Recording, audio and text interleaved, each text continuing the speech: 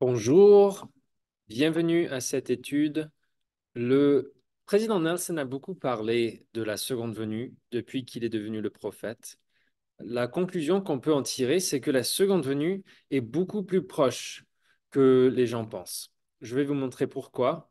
Aujourd'hui, on va étudier des enseignements qu'il nous a donnés depuis 2018. Mais d'abord, je vais vous montrer en 2016, c'était la sœur Wendy Nelson, donc la femme du prophète, qui a dit pendant une réunion spirituelle, une soirée, une veillée, elle a demandé que feriez-vous si vous appreniez que le Sauveur était déjà de retour sur terre et que dans le cadre de sa seconde venue, il s'était déjà réuni avec quelques-uns de ses disciples fidèles lors de plusieurs grands et merveilleux rassemblements, inconnus des grandes chaînes d'information, ni mentionnés sur les blogs.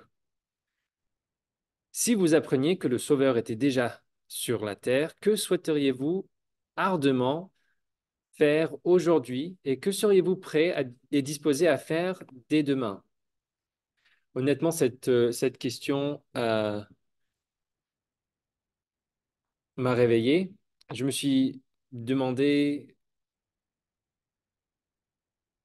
est-ce que c'est même possible que j'ai pu complètement louper Adam en diamant?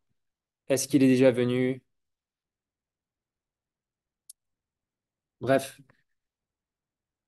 je pense que ça a réveillé beaucoup de personnes.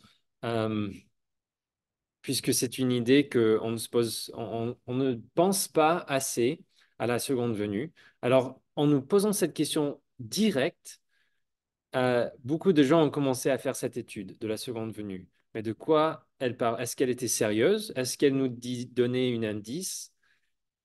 Beaucoup de membres de l'Église de Jésus-Christ des 5 derniers jours ont commencé à se poser des questions. Plus tard, dans cette même réunion, le président Nelson nous a dit qu'un véritable jeune du millénaire est un homme ou une femme qui vit aujourd'hui pour aider les gens de ce monde à se préparer pour la seconde venue de Jésus et à son règne millénaire. Ne vous y trompez pas, vous êtes nés pour être de véritables jeunes du millénaire. Alors, pourquoi il a dit ça? Est-ce que c'est que on a mal compris quelque chose? Est-ce qu'on ne sait pas qui nous sommes vraiment? Selon le président, selon le prophète, il est quand même le prophète. Euh, Ceux de la génération qu'on appelle les millénaires sont là pour se préparer pour la seconde venue de Jésus. Alors, c'est intéressant. Euh, En 2018, effectivement, il est devenu président de l'Église, donc il est le prophète maintenant.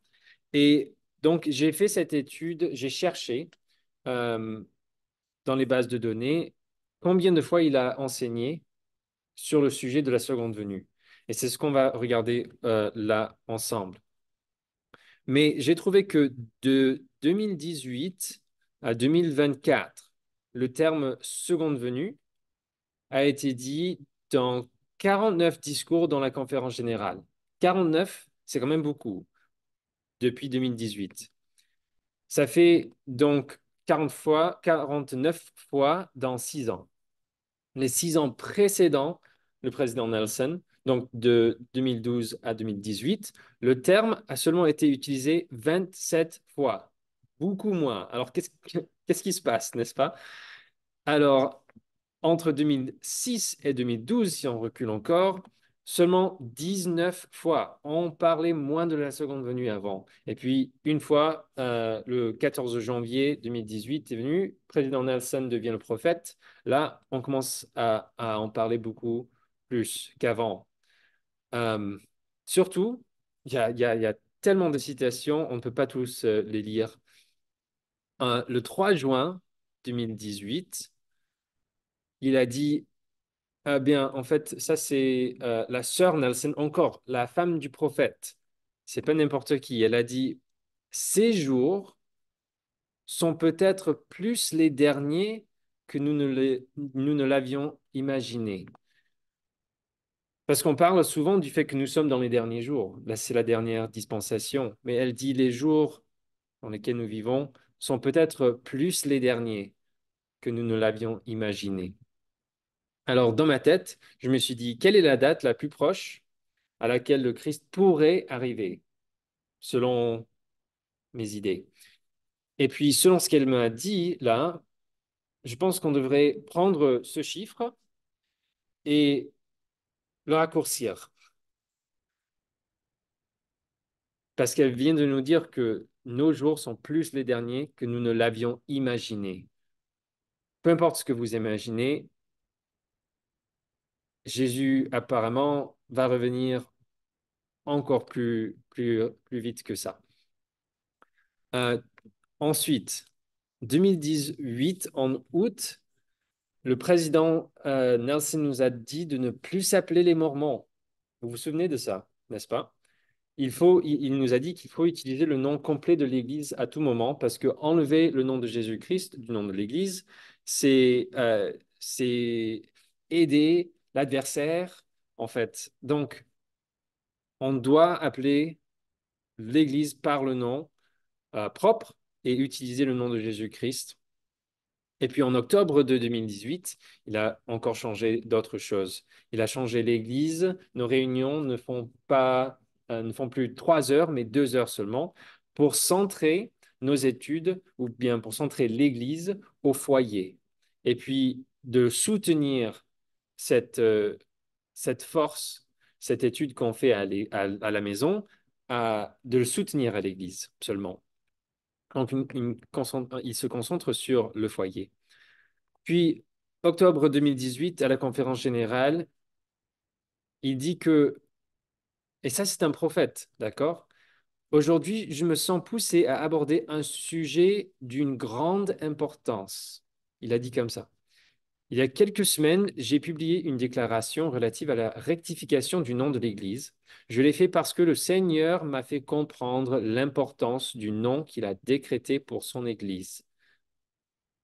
Il dit bien que le Seigneur m'a fait comprendre l'importance. Ça, c'est une révélation. Quand le prophète dit que le Seigneur lui a dit quelque chose, c'est exactement ça. Donc, l'Église de Jésus-Christ des saints des derniers jours, il dit, je vous promets que si nous faisons de notre mieux pour rétablir le nom exact de l'Église du Seigneur, il déversera son pouvoir et ses bénédictions sur la tête des saints des derniers jours, d'une manière telle qu'on n'en a jamais vu de pareille. Nous aurons la connaissance et le pouvoir de Dieu pour nous aider à apporter les bénédictions de l'Évangile rétabli de Jésus-Christ à toutes les nations, tribus, langues et peuples, et pour préparer le monde à la seconde venue du Seigneur. Là, ça fait même pas 10 mois qu'il est prophète, et déjà il commence à nous dire que c'est à nous de préparer le monde à la seconde venue du Seigneur.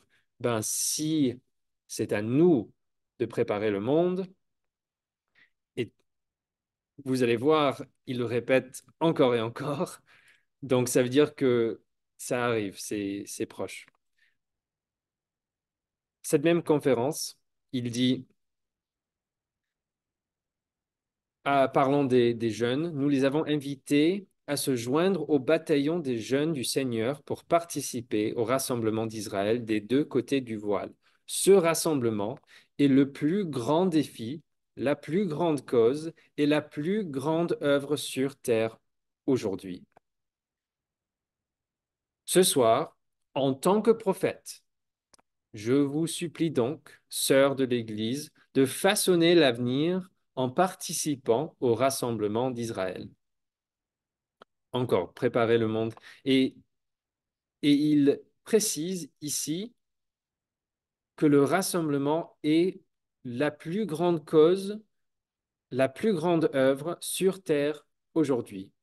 Et il va le dire encore, que peu importe ce que vous faites comme boulot, comme carrière, comme passe-temps, c'est pas aussi important que l'œuvre du rassemblement d'Israël pour préparer la seconde venue du Seigneur.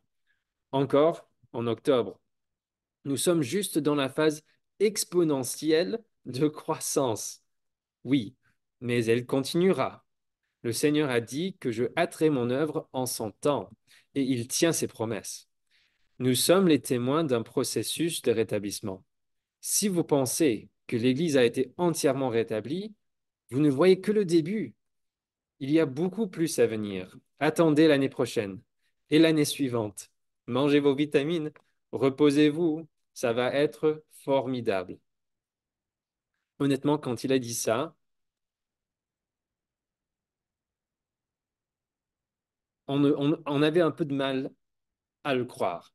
Mais c'est quand même le prophète, n'est-ce pas? Donc, quand il nous dit que la phase exponentielle de croissance vient tout juste de commencer, donc qu'est-ce qu'on devrait attendre? Ben, c'est que l'Église va grandir beaucoup, de façon exponentielle. Donc, quand tu parles de exponentielle, c'est que la ligne monte de plus en plus rapidement, n'est-ce pas? Il a dit, je hâterai mon œuvre en son temps. C'est ça ce qu'il fait. Il accélère l'œuvre pour préparer le monde, parce que la seconde venue est plus proche que ce qu'on nous croit. Nous sommes les témoins d'un processus de rétablissement. L'Église n'est pas entièrement rétablie. Le prophète nous dit que on devrait attendre à ce que d'autres choses changent, à fur et à mesure que le prophète reçoit ces révélations du Seigneur. Et puis, il a répété encore en novembre, le mois après, sur Facebook. Donc, il n'a pas seulement dit ça une fois. La phase exponentielle de croissance vient tout juste de commencer. Ça, c'était en 2018. OK? Puis, deux choses très importantes euh, qu'on devrait étudier, c'est les Juifs. Que font les Juifs aujourd'hui? Parce qu'il y a un groupe qui s'appelle l'Institut du Temple, et c'est leur but euh, de, de construire le troisième temple. Le troisième temple des Juifs pour faire des offrandes comme les Juifs l'ont fait pendant des milliers d'années, quoi. L'Institut du Temple offre une offrande de blé sur l'autel à Jérusalem. Ça s'est passé en décembre 2018. Lisez bien, ils ont offert sur l'autel à Jérusalem une offrande. Ce sont des Lévites, ok? Les Juifs savent d'où ils viennent, ils connaissent leur généalogie. Alors, ils sont des Lévites, ils ont consacré leur autel à Jérusalem, l'autel qui va être utilisé pour le troisième temple. Ils ont offert une offrande de blé, ce qui est dans l'Ancien Testament, ça fait partie d'une de leurs sacrifices traditionnels qu'ils faisaient à une fête particulière. Et ce qui est important pour nous, les membres de l'Église, ceux qui ont l'Évangile rétabli, ceux qui sont déjà allés au temple, qui sont dotés, il y avait avant, il y avait deux parties, la partie d'Aaron, la partie de Melchizedek dans la dotation, vous vous souvenez bien. Mais un mois, même pas un mois après que les Juifs, que ces Lévites, qui font partie de l'Institut du Temple, même pas un mois après qu'ils aient offert cette offrande de blé, janvier 2019, le prophète et les apôtres ont fait en sorte que la dotation change. Ils ont enlevé la partie d'Aaron. Alors, il y a du symbolisme là.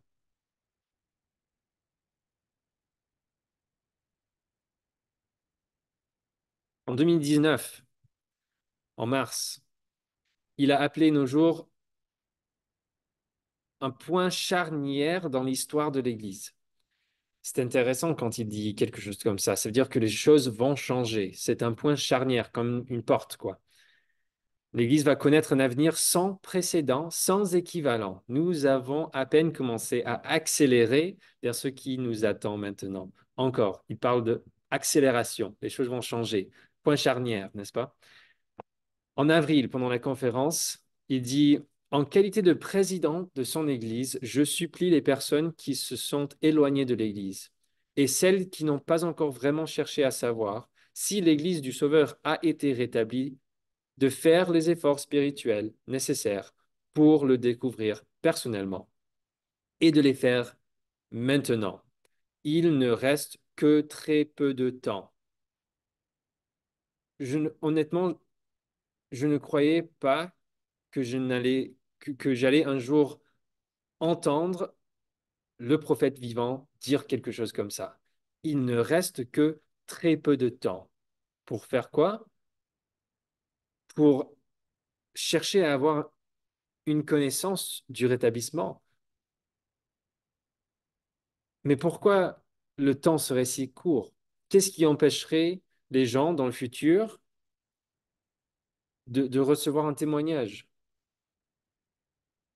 Ben, selon ces enseignements, il me semble que c'est parce que les choses vont s'accélérer. La seconde venue est très proche. Alors, si Jésus revient, ben, le temps est très court, n'est-ce pas? Il ne reste que très peu de temps. Et les membres de l'Église que je connais ne cessent pas de citer ça. C'est parce qu'il ne l'a pas dit euh, comme ça depuis. Avril, même conférence 2019. Je vous supplie de vous repentir. Goûter au pouvoir fortifiant du repentir quotidien, de faire un peu mieux et d'être un peu meilleur chaque jour. Le repentir est la clé pour échapper au malheur infligé par les pièges de l'adversaire. Alors, dans une même conférence, quand le prophète dit d'abord chercher à avoir un témoignage du rétablissement, il ne reste que très peu de temps. Et puis ensuite, même conférence, il nous dit, je vous supplie de vous repentir. Le repentir est la clé pour échapper au malheur. Souvenez-vous que dans les années qui précèdent la seconde venue, les malheurs vont frapper la terre comme ils ne l'ont jamais fait auparavant dans toute l'histoire de la terre. Alors, il nous donne des avertissements comme ça et il sait de quoi il parle. Octobre 2019, il dit, bien entendu, le parachèvement du rétablissement est le Saint-Temple. Ces ordonnances et ces alliances sacrées sont essentielles pour préparer un peuple à accueillir le Sauveur à sa seconde venue. Nous avons actuellement 166 temples consacrés et d'autres sont en préparation. Ça, c'était en 2019. On a beaucoup plus de temples maintenant euh, parce que le président continue à annoncer de plus en plus. Mais il parle dans le contexte du rétablissement des derniers jours, de, de nos responsabilités au temple, que le temple est là pour préparer un peuple à accueillir le Sauveur à sa seconde venue. S'il parle de accueillir, est-ce que c'est nous qui vont l'accueillir? Est-ce que c'est ça qu'il nous dit? Ça veut dire qu'on sera là quand il revient. 1er janvier 2020, c'est votre préparation personnelle qui fera que la conférence générale d'avril sera pour vous non seulement mémorable, mais aussi inoubliable. Il faut agir maintenant. Nous sommes à un point charnière de l'histoire de l'Église et votre rôle est vital. Encore, il parle d'un point charnière. Les choses vont changer, mais il nous avertit en janvier 2020 de ce qui va se passer en avril de 2020, la prochaine conférence générale. C'est pas souvent que les prophètes nous disent ça. Donc, ce qu'on va voir, c'est que la conférence d'avril 2020 a vraiment été un point charnière. Et beaucoup de choses se sont passées. D'abord en mars, juste avant la conférence générale, qu'est-ce qui s'est passé? Un tremblement de terre a fait tomber la trompette des mains de l'ange Moroni sur le temple de Salt Lake. Peut-être que vous n'avez pas entendu cette nouvelle, mais tremblement de terre, l'ange Moroni sur le temple de Salt Lake fait tomber sa trompette, n'est-ce pas? Pensez au symbolisme de l'ange Moroni. Sa trompette symbolise le rétablissement ou bien l'annonce, prêcher l'évangile rétabli. Mais il a fait tomber cette trompette à cause d'un tremblement de terre. Et les tremblements de terre, on le sait bien, font partie des signes des fins des temps. Et puis en avril, la conférence générale est arrivée. Et qu'est-ce que le prophète a fait? Il a changé le symbole. Il a introduit un nouveau symbole de l'Église, le symbole de Christ dans l'arche. Vous, euh, vous le voyez partout maintenant. Mais avant avril 2020, c'était pas ça. On utilisait plus souvent l'ange moronique comme symbole.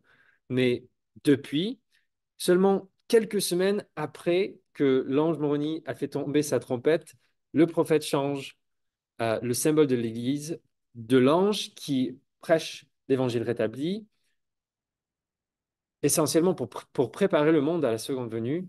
C'est pour ça qu'il est orienté vers l'Est. Tous les anges moronis sur les temples sont dirigés vers l'Est parce que il va revenir de l'Est. Mais maintenant, on a le Christ sous une arche comme symbole. Et ce qui est incroyable, c'est que commençant en novembre de cette année, non, juin, c'était l'été de 2020, plus d'anges Moroni sur les temples. Tous les nouveaux temples n'ont pas d'anges, ce qui devrait être un peu bizarre pour les membres de l'Église parce qu'on a toujours eu, je pensais qu'on avait toujours mis la statue de l'ange sur les temples. Alors pourquoi tout à coup on n'en a plus? Ben peut-être que ça nous envoie un message. Jésus nous dit quelque chose à travers le prophète qui fait tous ces changements-là. Dans la conférence d'avril 2020, il continue à nous préparer pour la seconde venue. Le prophète dit, nous vivons à une époque que nos ancêtres ont attendue avec une vive impatience. Nous sommes au premier rang pour être témoins en direct de ce dont le prophète Néphi n'a eu que la vision. Ben, qu'est-ce qu'il a vu, Néphi? Ben, si vous lisez un Néphi 13, un Néphi 14, vous verrez de quoi il parle. Il parle de nos jours dans ces chapitres. Alors, si vous voulez savoir ce qui nous attend dans notre futur, va lire un Néphi 13, un Néphi 14. Ça nous dit notre futur, à nous, dans les derniers jours. Le prophète précise, Néphi a vu que le pouvoir de l'agneau de Dieu descendait sur les membres du peuple de l'alliance du Seigneur. Donc ça, c'est nous dans les derniers jours, qui étaient dispersés sur toute la surface de la terre. C'est nous, on est dispersés sur toute la surface de la terre. L'Église est mondiale, oui. On a des pieux partout, on a des temples partout maintenant, mais on est un peuple dispersé. Et Jésus nous promet que à sa venue, il va nous rassembler. Mais on est toujours quand même, on est dispersés maintenant. Et ils étaient armés de justice et du pouvoir de Dieu dans une grande gloire. Vous, mes frères et sœurs, êtes de ces hommes, de ces femmes et de ces enfants que Néphi a vus. Réfléchissez, désolé, réfléchissez à cela. C'est incroyable qu'il nous ait dit ça. Essentiellement, il souligne que ce que Néphi a prophétisé se réalise maintenant. C'est une prophétie qu'on peut voir dans nos vies. Encore en avril 2020, à présent, tandis que nous contemplons cette époque importante de l'histoire du monde et la responsabilité confiée par le Seigneur de rassembler Israël dispersé pour préparer la seconde venue de Jésus-Christ, encore une fois, c'est notre responsabilité. Rassembler Israël pour préparer la seconde venue de Jésus. C'est à nous de préparer la seconde venue. Nous, la première présidence et le Conseil des 12 apôtres publions la déclaration suivante. Elle s'intitule Le rétablissement de la plénitude de l'évangile de Jésus-Christ. Déclaration au monde du bicentenaire. Si vous vous rappelez de cette déclaration, c'est quand même incroyable ce qu'il nous dit. Et puis en plus, il l'a lu du bosquet sacré à New York, l'endroit où Joseph Smith a vu pour la première fois le Père et le Fils. Il n'a pas fait ça par hasard. C'est pas pour s'amuser qu'il est allé jusqu'à New York.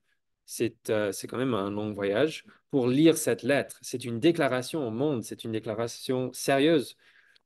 Mais souvenez-vous du symbolisme de la trompette de l'ange Moroni. La trompette symbolise la déclaration du rétablissement au monde pour préparer la seconde venue. L'ange a fait tomber sa trompette. Et là, quelques semaines après, le président Nelson nous montre une vidéo où il lit une déclaration au monde sur le rétablissement de la plénitude de l'évangile de Jésus-Christ du bosquet sacré. Ça doit souligner l'importance, et je pense que c'est pas une coïncidence. Il a certainement fait ça exprès. En quelque sorte, c'est comme s'il avait symboliquement ramassé la trompette de l'ange Moroni. C'est lui-même qui l'a joué du bosquet sacré. Il a annoncé, il a fait la déclaration au monde que le rétablissement continue. Et c'est encore plus incroyable quand vous lisez dans la déclaration elle-même, ça dit, cette terre ne sera plus jamais la même à mesure que Dieu va réunir toutes choses en Christ. Nous, ses apôtres, invitons chacun à savoir, comme nous le savons, que les cieux sont ouverts. Nous affirmons que Dieu fait connaître sa volonté à l'égard de ses fils et filles bien-aimés. Nous témoignons que les personnes qui étudient le message du rétablissement, à l'aide de la prière et agissent avec foi, auront la bénédiction d'acquérir leur propre témoignage de sa divinité et de son but de préparer le monde pour la seconde venue promise de notre Seigneur et Sauveur Jésus-Christ. Cette déclaration s'appelle le rétablissement de la plénitude de l'évangile de Jésus-Christ, déclaration au monde, et il dit que le but de ce rétablissement, c'était pour préparer le monde pour la seconde venue de Jésus. C'est pour ça qu'il l'a lu, c'est pour ça qu'il a dû le déclarer au monde. Et c'est pas une coïncidence que après avoir fait cette déclaration, il n'y a plus d'ange Moroni sur les temples. Il ne joue plus sa trompette sur les temples. La déclaration a déjà été faite. Même la même conférence, le prophète dit, nous avons à peine commencé à accélérer vers le point culminant de cette dernière dispensation lorsque la seconde venue du Sauveur deviendra une réalité. On a à peine commencé à accélérer. Encore on parle d'accélération vers le point culminant où Jésus reviendra. Il nous prépare réellement pour la possibilité qu'on va voir ça de nos propres yeux avant notre mort, il me semble. Le temps vient où ceux qui n'obéissent pas au Seigneur seront séparés de ceux qui le sont. Malheureusement, certains de ceux que vous pensiez être vos amis vous trahiront, et certaines choses vous sembleront tout simplement injustes. Je ne sais pas ce qui vous vient à l'esprit, mais pour moi, là, il décrit la seconde venue, les difficultés qui viendront. Ceux qui obéissent au Seigneur seront séparés de ceux qui n'obéissent pas. C'est ça la promesse. Rassembler Israël, c'est ça. C'est que Jésus va rassembler son peuple et séparer son peuple de ceux qui ont choisi de ne pas suivre les lois et les commandements de Dieu. Ensuite, en octobre 2020, on n'est que en 2020 hein, quand même. Je vous bénis avec un désir et une capacité accrue d'obéir aux lois de Dieu. Il nous prépare à être ce peuple. Ce peuple qui sera séparé, c'est ceux qui obéissent aux lois de Dieu. Et là, il nous bénit. Est-ce qu'on peut bénir les gens avec un désir et une capacité accrue? J'ai beaucoup pensé à ça. Mais venant du prophète, certainement, ça va nous aider.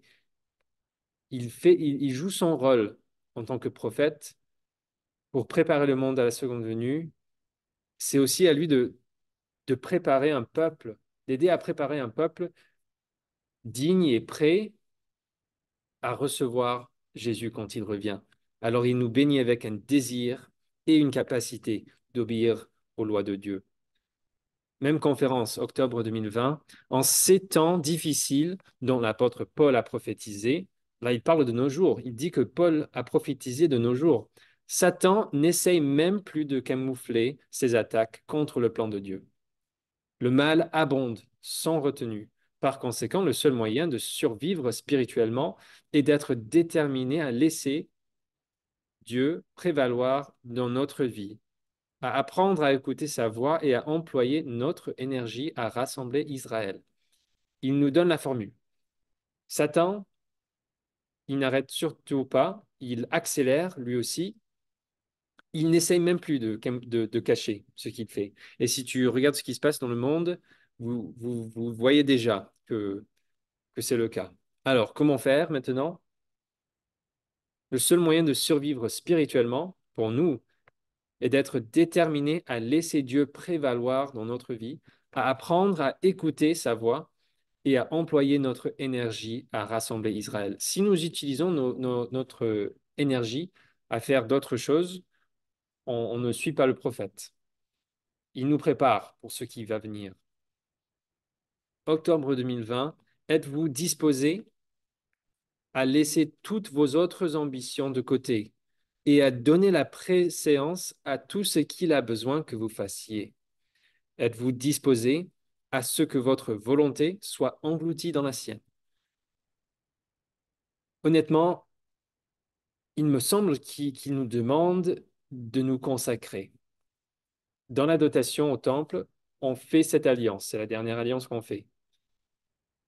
L'alliance de vivre la loi de consécration. Et je pense que c'est de ça qu'il nous parle. Il faut laisser toutes les autres ambitions de côté. Donner la préséance à tout ce que Dieu a besoin qu'on fait. Et, et ça, c'est la loi de consécration, ça. Et c'est normal, puisque si Jésus revient bientôt, le seul moyen qu'on sera prêt, c'est, ça sera si on est déjà en train de vivre la loi de consécration, si on est en train de donner tout notre temps, toute notre énergie à l'œuvre du rassemblement, à l'œuvre de Dieu. Ces prophètes inspirés par le Seigneur ont vu notre époque. Encore et encore, il nous dit ça, que les prophètes dans les Écritures ont vu notre époque et ont choisi la doctrine et les vérités qui nous aideront le plus. Il parle du livre de Mormon. Le livre de Mormon est notre guide de survie des derniers jours. Quand les choses deviennent de plus en plus difficiles, quand Satan ne se cache plus, le livre de Mormon est notre guide de survie parce que ces prophètes ont vu nos jours. Et ils ont choisi ce qu'ils ont écrit dans le livre de Mormon parce que c'était pour nous. Ça devait être pour nous. En avril 2021, en tant que peuple, il nous incombe d'être dignes et désireux de préparer le monde pour la seconde venue du Seigneur. C'est là une partie très importante du rassemblement Israël. Honnêtement, toutes les autres générations ont peut-être pensé que la seconde venue était proche, mais notre prophète, là, président Nelson nous dit que c'est notre responsabilité de préparer le monde. Il le dit encore et encore. Préparer le monde pour la seconde venue est une grande partie du rassemblement d'Israël. C'est notre partie. Je suis sûr que Jésus va faire une grande partie. Il va faire ce que nous, on ne peut pas. C'est que lui qui a le pouvoir de vraiment rassembler Israël. Nous, on peut que aider un peu, euh, mais c'est quand même très incroyable.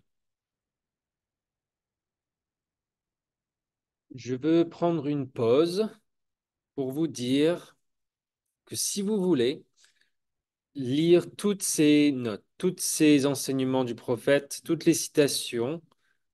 Vous pouvez avoir une copie de tout ça. Le lien, je vais mettre le lien avec la vidéo. Ça sera juste en dessous. Et je vous encourage d'aller lire tout ce que je ne lis pas maintenant pendant cette étude ensemble.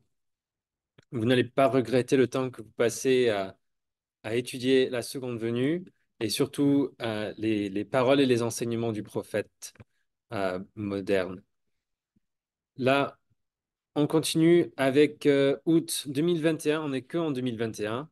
En août, il dit, en utilisant une analogie du baseball, nous sommes dans la dernière moitié de la neuvième manche du match. Notre Père céleste et son Fils vous ont choisi pour faire partie de leur équipe lorsque le match est serré. Cela signifie qu'ils vous connaissent, qu'ils vous font confiance et qu'ils vous aideront à accomplir votre mission personnelle sur cette terre. Le rassemblement d'Israël, il parle du rassemblement d'Israël, c'est sa mission personnelle et c'est notre mission pour ces derniers jours. Mais surtout, il faut comprendre le baseball. Alors, dans le baseball, dans un match, il y a 9 manches. Et chaque manche est divisée en deux. La première moitié d'une manche, une équipe. La première équipe peut marquer des points. La deuxième moitié d'une manche, c'est l'autre équipe qui peut marquer des points. Alors, chacun son tour. Là, le président nous dit que nous sommes dans la dernière moitié de la neuvième manche. Alors vraiment, on est à la fin. C'est nous, donc l'équipe qui a une dernière chance de marquer des points. Et après, le match est fini. Alors selon l'analogie, c'est quoi? C'est que après nous, après ça, c'est la fin. C'est la seconde venue. En octobre, dans la conférence générale, le prophète dit lorsque les rénovations du temple de Salt Lake City seront terminées, en cas de tremblement de terre dans la vallée du lac Salé, il n'y aura pas d'endroit plus sûr qu'à l'intérieur de ce temple. Là, il parle du temple parce que, comme on a discuté, on a parlé euh, du tremblement de terre, n'est-ce pas, qui a secoué le temple à Salt Lake City, qui a fait tomber la trompette des mains de l'ange Moroni. Et c'est ça ce qui a vraiment souligné la nécessité de refaire la fondation du temple à Salt Lake City. C'est pour ça que le temple est encore fermé, même plusieurs années plus tard, parce que c'est un grand travail. Il continue. Il est maintenant temps pour chacun de nous de mettre en place des mesures extraordinaires, peut-être des mesures que nous n'avons jamais prises auparavant, pour fortifier les fondations de notre spiritualité personnelle. Des périodes sans précédent demandent des mesures sans précédent. Mes chers frères et sœurs, nous sommes vraiment dans les derniers jours. Si vous et moi voulons résister aux périls et aux pressions à venir, il est impératif que nous ayons chacun une fondation spirituelle inébranlable, bâtie sur le roc de notre Rédempteur, Jésus-Christ. Il est tellement clair. Les jours à venir seront extraordinaires. Ils seront des jours sans précédent. Et donc, notre plan, notre réaction à ça devrait être des mesures extraordinaires. Et c'est exactement ce que le prophète demande de nous. Il nous demande de donner tout notre temps, tous nos efforts, tous nos talents à l'œuvre de rassembler Israël. C'est difficile, ça sera vivre la loi de consécration. Il dit, de quoi avez-vous besoin pour renforcer votre témoignage et votre compréhension de l'Évangile? Là, Il nous encourage d'étudier exactement ce qu'on fait là. Avril 2022. Maintenant, on est en 2022. On va un peu plus vite, mais encore, vous pouvez télécharger les notes. Je vous encourage de lire toutes les citations, tout ce qu'il nous a enseigné là-dessus. Mais là, on continue 2022. Nous n'avons jamais eu autant besoin d'un élan spirituel positif qu'aujourd'hui pour contrer la vitesse à laquelle le mal et les signes les plus sombres des temps s'intensifient. Les signes des temps, c'est ce qu'on nous a dit dans les Écritures, doit arriver, des signes qui nous montrent que Jésus revient bientôt, les signes de sa seconde venue. Et là, il dit que de nos jours, le mal accélère. Le mal vraiment part à une vitesse beaucoup plus rapide qu'avant. Et que les signes des temps les plus sombres s'intensifient. Mais si ces signes sont les plus sombres parmi les signes de la seconde venue et que ces signes sombres s'intensifient, alors là, on devrait se préparer pour la fin. Les pandémies, il fait une liste là de ces signes. Un élan spirituel positif nous permettra d'avancer en dépit de la peur et de l'incertitude créées par les pandémies, les tsunamis, les éruptions volcaniques et les conflits armés. C'est ce que les Écritures nous disent, doit arriver avant la seconde venue.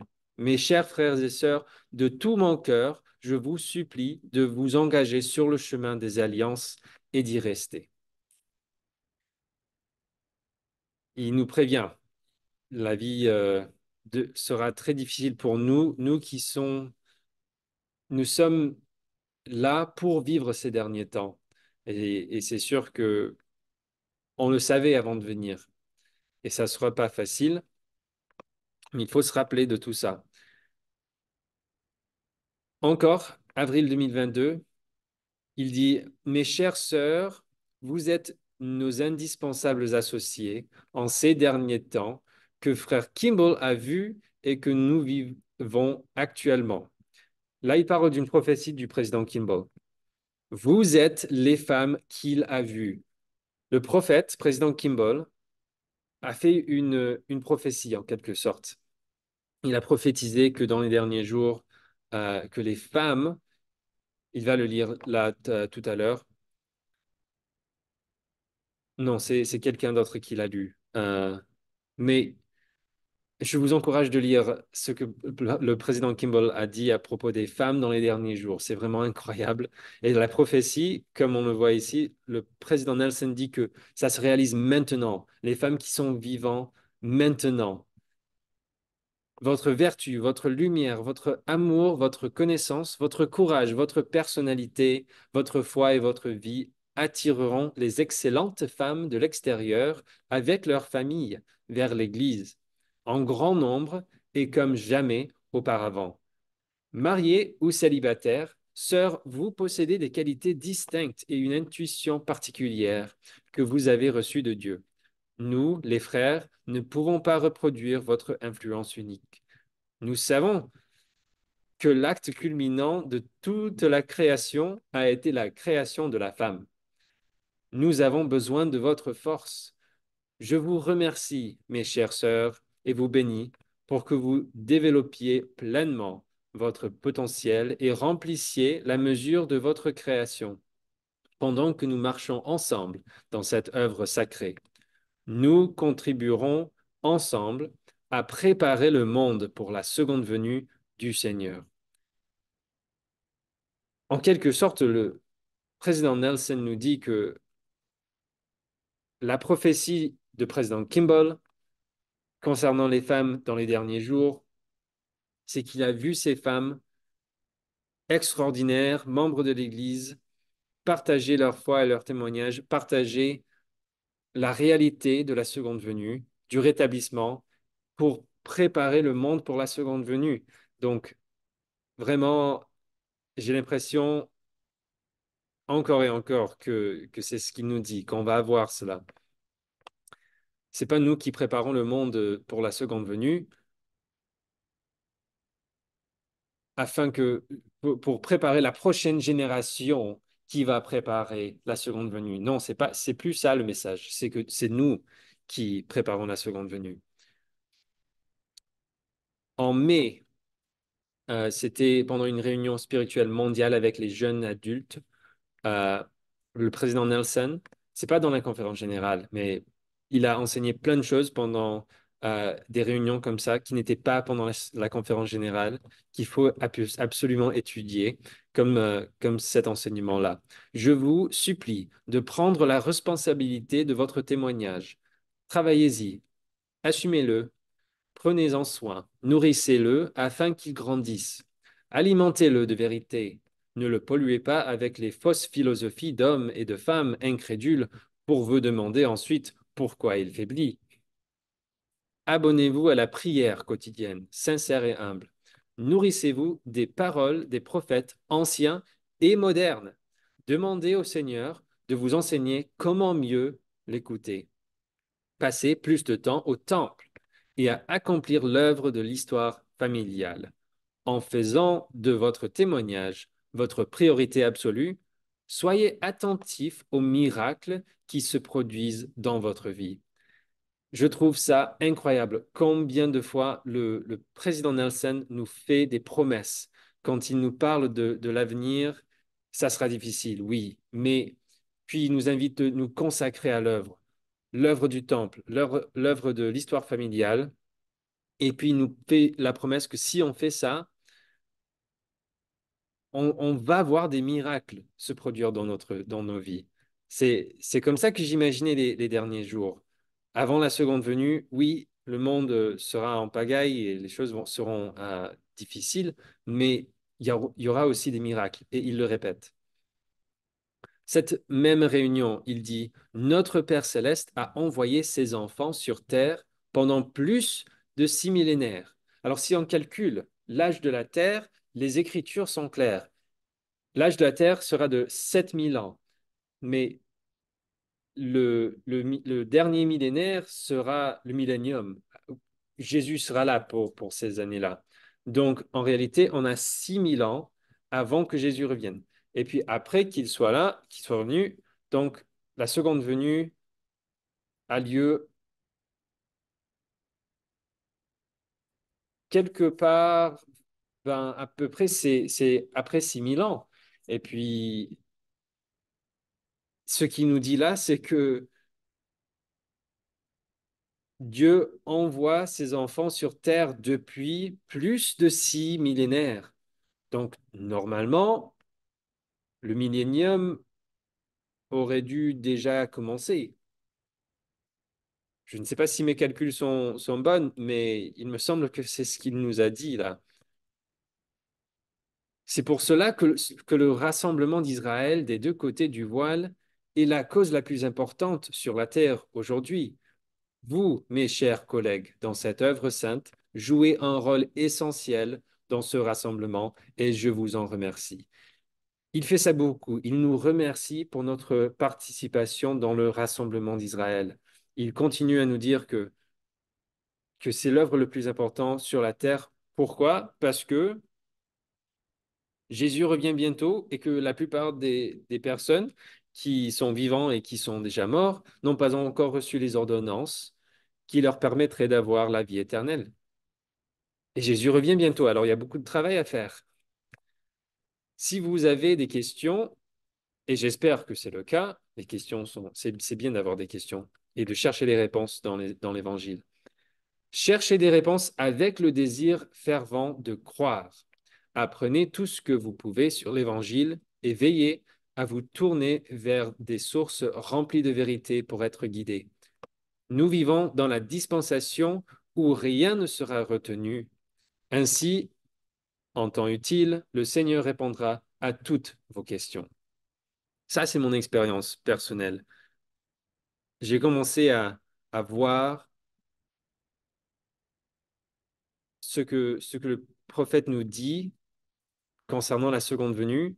J'avais plein de questions. Alors, je me suis lancé dans une étude et me voilà avec plein de réponses. euh, venant des enseignements de notre prophète.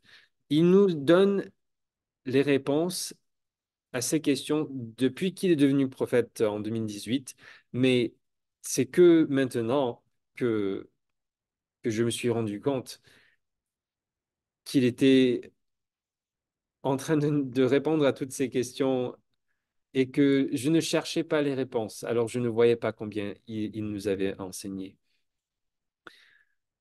Tiens, encore, même réunion, il dit, rien de ce qui se passe sur cette terre n'est plus important que de rassembler Israël pour lui. Dites à votre Père céleste que vous voulez aider. Demandez-lui de vous mettre au travail dans cette cause glorieuse. Si vous êtes vraiment disposé à vivre la loi de consécration, de donner tout votre temps, toute votre énergie, vos efforts, vos talents, et de donner ça à Dieu pour faire avancer l'œuvre du rassemblement d'Israël, il faut dire à notre Père céleste, dis-lui que vous voulez aider, demandez-lui de vous mettre au travail. C'est comme ça qu'il l'a dit. Puis observez et émerveillez-vous de ce qui se passe lorsque vous laissez Dieu prévaloir dans votre vie. Il vous promet, le prophète vous promet plein de changements. Votre vie va changer, même si vous êtes déjà membre de l'Église. Et c'est incroyable de voir que combien de membres de l'Église que j'ai rencontrés, que j'écoute, dire que oui, être baptisé, ça change la vie. Devenir membre de l'Église, ça change nos vies. Mais encore, quand tu te lances à 100% dans son œuvre, si tu te consacres au rassemblement d'Israël, à étudier, à partager l'Évangile, à mieux connaître les doctrines et ce que Dieu attend de vous, si tu te consacres à l'œuvre du temple, ça change ta vie encore une fois. Et c'est un grand changement, c'est sûr. Ce n'est pas anodin que le Sauveur ait choisi d'apparaître au peuple près du temple. C'est sa maison. Il rend ces temples plus accessibles aujourd'hui. Il accélère le rythme auquel nous construisons des temples, ça c'est sûr. Il accroît notre capacité d'aider à rassembler Israël. Il permet aussi à chacun d'entre nous de se raffiner spirituellement plus facilement. Je vous promets que si vous passez davantage de temps au temple, ce sera une source inégalable de bénédiction dans votre vie. Concentrez-vous sur le temple comme vous ne l'avez jamais fait auparavant. Ça me rappelle ce qu'il a dit tout à l'heure. Ça, ce sont des jours sans précédent. Alors, il nous faut, il faut qu'on fasse des efforts qu'on n'a jamais fait auparavant. Comme il le dit ça, là, concentrez-vous sur le temple comme vous ne l'avez jamais fait auparavant. Encore, comme je l'ai déjà dit, le rassemblement d'Israël est l'œuvre la plus importante qui ait lieu sur terre aujourd'hui. Un élément essentiel de ce rassemblement est la préparation d'un peuple qui est capable, prêt et digne de recevoir le Seigneur à son retour. Un peuple qui a déjà choisi Jésus-Christ au lieu de ce monde déchu. Un peuple qui se réjouit d'employer son libre arbitre pour vivre les lois plus élevées et plus saintes de Jésus-Christ. Je vous appelle, mes chers frères et sœurs, à devenir ce peuple juste. Chérissez et honorez vos alliances par-dessus tous vos autres engagements. Si vous laissez Dieu prévaloir dans votre vie, je vous promets que vous aurez plus de paix, de confiance en vous, de joie et oui, de repos. C'est un appel direct. Je ne peux pas le lire autrement. Il dit que à la seconde venue de Jésus-Christ, il faudra qu'il existe un peuple prêt et digne de recevoir le Seigneur quand il vient. Et puis, il nous appelle, nous, les membres vivants, à devenir ce peuple juste, le peuple qui va recevoir le Seigneur à son retour. Je ne peux pas le lire autrement. C'était tellement clair, tellement direct. Et il continue. C'est pas la première fois, c'est pas la dernière fois qu'il parle comme ça. Dans le même discours, il dit, bien des choses merveilleuses nous attendent. Dans les jours à venir, nous verrons les plus grandes manifestations du pouvoir du Sauveur que le monde ait jamais connues. D'ici le moment où il reviendra avec puissance et une grande gloire, il accordera d'innombrables privilèges, bénédictions et miracles aux fidèles. Bien des choses merveilleuses nous attendent. Bien sûr, s'il nous dit que c'est nous, le peuple, qui sera chargé de devenir prêt et digne, de recevoir le Seigneur à son retour, ça veut dire que tout ce qu'on lit dans les Écritures concernant la fin des temps, c'est nous qui allons vivre ça, c'est nous qui allons voir tout ça de nos propres yeux pendant notre vie. C'est incroyable, vraiment. J'ai tellement hâte de voir tout ça. Bien que ça sera difficile, c'est sûr. Avril 2023. Alors, on s'approche du présent. Avril 2023, encore à la conférence générale, il dit, si vous tenez sérieusement à participer au rassemblement d'Israël et à édifier les relations qui dureront toute l'éternité, c'est maintenant qu'il faut renoncer à l'amertume. C'est maintenant qu'il faut cesser de faire ce qui oblige votre entourage à marcher sur des œufs par crainte de vous contrarier. Vraiment, c'est une invitation de devenir le peuple de Sion. On doit être unis. On doit réveiller tout membre de l'Église à ce que le président nous dit. Il nous invite, et il nous a invités plein de fois depuis 2018, de se concentrer sur le rassemblement d'Israël. Et là, il nous dit que si on veut sérieusement s'engager, se consacrer, comme il nous l'a demandé de faire, il faut édifier des relations qui vont durer toute l'éternité. Renoncer à l'amertume, je dirais à l'orgueil, renoncer à l'orgueil, devenir plus comme Jésus-Christ, afin d'être capable de devenir un peuple, le peuple de Sion. On est presque là au présent. En décembre 2023, ce qu'il vient de nous dire, c'est que Jésus est le roi des rois, qui met fin à la méchanceté, à la souffrance et même à la mort, et qui inaugure un nouveau ciel et une nouvelle terre. C'est la seconde venue là. Toutefois, avant que ce nouveau ciel et cette nouvelle terre n'arrivent, nous avons beaucoup à vaincre. Les maladies, les guerres, la méchanceté grandissante, tout ce qu'Apocalypse dépeint de manière saisissante. Mais Jésus-Christ est avec nous pendant cet acte-là aussi. Il est l'étoile brillante du matin qui brille dans les ténèbres, telle la promesse d'une aube qui poindra bientôt. Il cite Apocalypse. Et celle-ci est proche. Ça, c'est les mots du prophète. Celle-ci est proche. Il vient. Oh, pardon, ça c'est. J'aurais dû regarder encore la source. Ça, c'est dans le manuel d'études de Viens et suis-moi.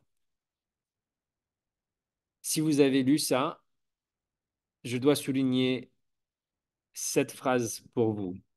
Ça, c'était la dernière semaine de Viens et suis-moi 2023. Ils ont cité Apocalypse et puis il dit, celle-ci est proche. Il vient. Ça veut dire Jésus vient. Et de même qu'il nous invite à venir à lui, il vient également à nous. Je viens bientôt, dit-il. Et avec l'espérance et la foi purifiées par les feux de l'adversité des derniers jours, nous répondons Amen. Viens, Seigneur Jésus. C'est fort et direct, ça. Et c'était dans notre manuel d'études de Viens et suis-moi. je suis sûr que ceux qui ont écrit ce manuel, ben, ce qui est sûr, c'est que ils écrivent ça dans un conseil. Et puis, il y a certains apôtres aussi qui font partie de ce conseil pour, euh, pour créer ou pour approuver tout ce qui est publié pour ces études. Alors, un apôtre a lu ça dans le manuel, a approuvé cela. Donc, il faut que ça soit vrai. C'est comme si ça venait de la bouche d'un apôtre pendant la conférence générale. Tout ce qu'on vient de lire là, ils citent Apocalypse, puis ils disent que ça va arriver de nos jours, on va voir cela. Jésus vient, il vient, bientôt, dit-il, comme ils ont cité. Ils ont fait exprès de citer ces choses-là. Et ils citent Apocalypse aussi parce que c'est ce qu'on a étudié en décembre 2023. Alors, ça, c'était la dernière citation que, que j'ai trouvée. J'ai hâte de voir ce qu'il va dire en avril, pendant la conférence générale. On verra bien. Mais avant de finir cette étude aujourd'hui, je voulais vous montrer un discours qu'il a fait à BYU. Malheureusement, ces discours ne sont pas euh, traduits en français. J'espère un jour qu'on aura tout en français, mais président Russell M. Nelson, avant, avant de devenir apôtre même, il était le président général de l'école du dimanche. Et là, en 1974, il a fait un discours à BYU, en Utah. Il a dit quelque chose d'incroyable. Notre devoir est d'élever une génération d'hommes et de femmes dignes de recevoir la venue du Seigneur. Car il viendra dans le comté de Jackson, au Missouri, pour être soutenu comme le roi des rois. Et il viendra aussi en Israël pour être salué comme le Seigneur des seigneurs. C'est ensuite que s'ouvrira son règne millénaire. Vous, en parlant aux étudiants de BYU en 1974, vous, hommes et femmes, jeunes, forts et fidèles, porterez le fardeau du royaume de Dieu sur la terre lorsque viendront ces jours de destinée. Que Dieu vous bénisse en vous y préparant afin que vous puissiez connaître la création divine du corps humain que vous possédez, la réalité de l'esprit, la puissance de l'amour, ainsi que la fiabilité et l'incontestabilité de la loi divine. Donc, on peut assez facilement faire les calculs. S'il parle à des étudiants de BYU, ça veut dire qu'ils ont une vingtaine d'années, n'est-ce pas? Ils sont des jeunes adultes. Et qui dit que c'est notre devoir d'élever une génération digne de recevoir la venue du Seigneur. Donc, la génération que eux, ils ont élevée, c'est la génération qu'il dit là, va recevoir la venue du Seigneur. Il viendra à Jackson, dans le comté de Jackson au Missouri, mais si en 1974, ces gens-là avaient à peu près 20 ans, ben, ça veut dire que tous leurs enfants qui sont vivants aujourd'hui devraient être cette génération digne de recevoir la venue du Seigneur